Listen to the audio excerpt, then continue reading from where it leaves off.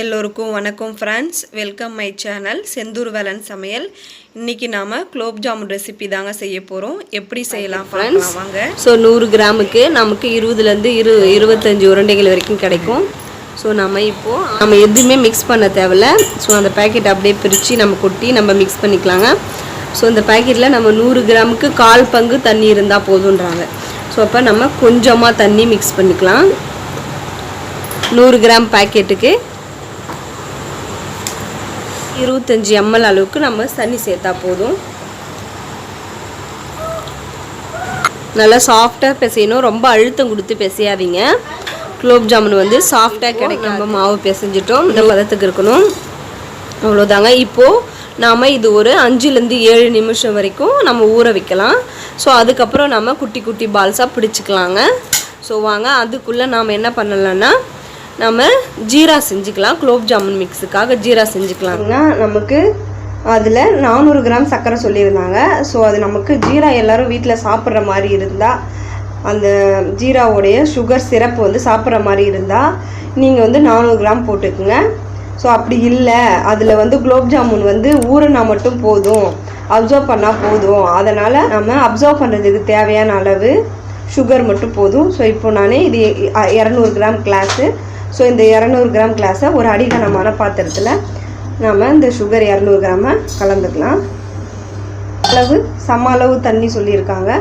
So நம்ம எடுத்து அதே கிளாஸில் ஒரு கிளாஸும் சம அளவு தண்ணியில் கலந்து நாம் 200 கிராம் சர்க்கரை 200 ml தண்ணி, அவ்வளோதாங்க. சர்க்கரையில் இருக்கிற அழுக்கு எடுக்கிறதுக்கு நம்ம கொஞ்சமாக அதில் மில்க்கு சேர்த்துக்கலாங்க. ஸோ மில்க்கு சேர்த்து அது கொதிக்கிறப்போ அந்த பால் பொங்கி அழுக்கெல்லாம் ஓரமாக வந்துடும். நம்ம அதை அழுக்கை எடுத்துடலாம். பார்த்திங்கன்னா நம்ம சுகர் வந்து கொஞ்சம் கலராக இருந்துச்சு, அதில் இருக்க அழுக்கில் எடுக்கிறது நம்ம கொஞ்சோண்டு பசும்பால் கலந்தோடனே அழுக்கெலாம் வந்து ஓரமாக ஒதுங்கிடுச்சு பாருங்கள். ஸோ இப்போ நம்ம என்ன பண்ணணும்னா சுகர் சிரப்பு நமக்கு ரெடி ஆயிடுச்சு, போதும் ஃப்ரெண்ட்ஸ்.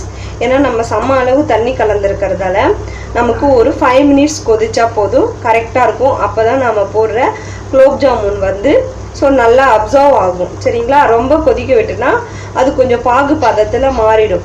ஸோ இப்போ நம்ம இந்த அழுக்குகளை வந்து கரண்டி வச்சு எடுக்கிறதுக்கு பற்றி நாம் வடிகட்டி எடுத்துக்கலாம் ஃப்ரெண்ட்ஸ். ஸோ இப்போ பார்த்தீங்கன்னா நான் வந்து வேறு பாத்திரத்தில் மாற்றிட்டேன். ஸோ அதுலேருந்து அழுக்கெல்லாம் எடுத்துட்டேங்க, ஃபில்ட்ரு பண்ணிட்டேன். ஸோ பாருங்கள் எவ்வளோ அழுக்கு இருக்குன்னுட்டு.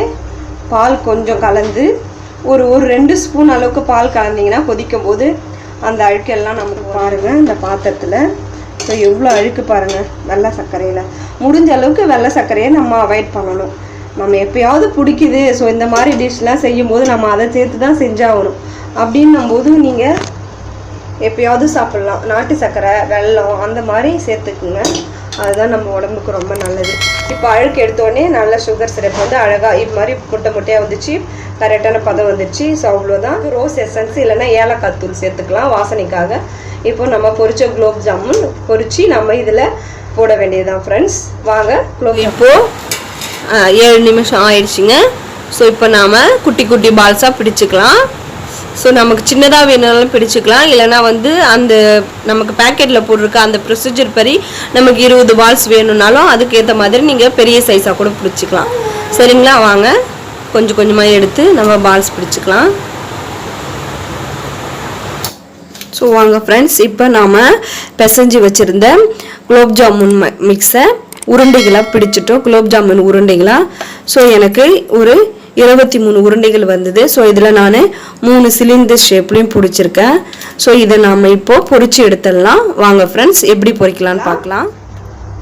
எண்ணெய் ஒரு மிதமான சூடு வந்ததும் நாம் அடுப்பில் சிம்மில் வச்சுக்கலாம். ஸோ மிதமான சூட்டில் தான் நாம் குலோப் ஜாமுன் உருண்டைகளை பொரிச்சு எடுக்கணும். ஏன்னா ரொம்ப அதிகமாக எண்ணெய் சூடாயிடுச்சுன்னா போட்ட உடனே உருண்டைகள் எல்லாம் கருகிடுங்க. ஸோ அதனால் நம்ம மிதமான சூட்டில் தான் வச்சுக்கணும். ஸோ இப்போ எண்ணெய் காஞ்சிச்சா பார்க்கலாம். ஸோ ஓகே ஃப்ரெண்ட்ஸ், நம்ம குலோப் ஜாமுன் உருண்டைகளை அதில் சேர்த்துக்குவாங்க.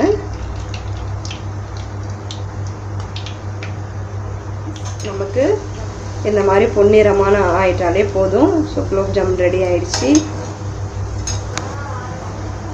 ஸோ இப்போ நாம் எல்லா பால்ஸையும் எடுத்துக்கலாங்க. இப்போ இப்போ நம்ம பக்கத்தில் வச்சுருந்த ஜீராவில் அப்படியே சுட சுட நாம் அதில் கலந்துடலாம்.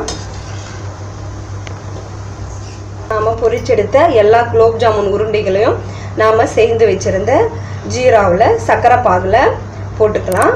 ஸோ இப்போ நாம் 4 மணி நேரம் 3லேருந்து 4 மணி நேரம் வரைக்கும் இதை நம்ம மூடி போட்டு வச்சிடணும். ஸோ நல்லா ஜீராலெல்லாம் குலோப் ஜாமுன் நல்லா அப்சர்வ் ஆகி நமக்கு நல்லா குலோப் ஜாமுன் நல்லா டேஸ்டியாக கிடைக்கும் ஃப்ரெண்ட்ஸ். ஸோ இந்த குலோப் ஜாமுன் ரெசிபி உங்களுக்கு ரொம்ப பிடிச்சிருக்குன்னு நினைக்கிறேன். பிடிச்சிருந்துன்னா நீங்களும் ட்ரை பண்ணி பாருங்கள் ஃப்ரெண்ட்ஸ். ட்ரை பண்ணி பார்த்துட்டு எப்படி இருக்குன்னு எனக்கு கமெண்ட் பண்ணுங்கள். மறக்காமல் லைக் பண்ணுங்கள். அப்படியே என்னுடைய சேனலுக்கு சப்ஸ்கிரைப் பண்ணிவிடுங்க ஃப்ரெண்ட்ஸ். இவ்வளோ நேரம் பொறுமையாக பார்த்த எல்லோருக்கும் ரொம்ப நன்றி ஃப்ரெண்ட்ஸ். தேங்க்யூ.